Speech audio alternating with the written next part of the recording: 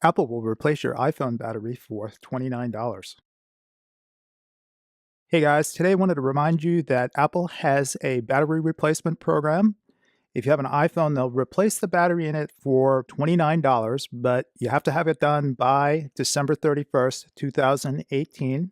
I'm here on apple.com and you'll see if you have an iPhone SE 6, 6 Plus, 6S, 6S Plus, 7, 7 Plus, 8, 8 Plus, or iPhone 10, you can have the battery replaced for $29.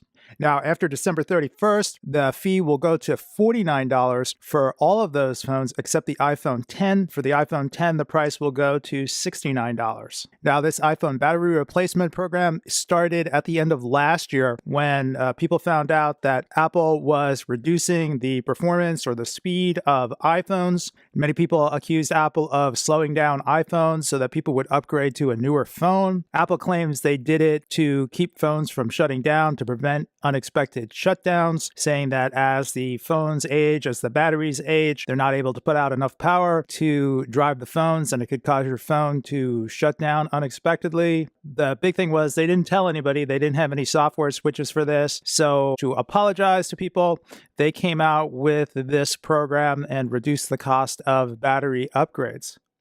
So if you have an iPhone that's a few years old, you should definitely consider having the battery replaced because you can get it done for a pretty good price. I'm going to bring in, I think, two of my phones and get it done. I'm going to bring in my iPhone 6S, get the new battery for $30. And I have an iPhone 10, and that's only a year old. But next year, the price of replacing the battery is going to go to $70. I might just get it done this year for $30, and then I'll have an iPhone 10 with a brand new battery going forward for 2019. Now, the way you do this is you need to schedule an appointment here on the website.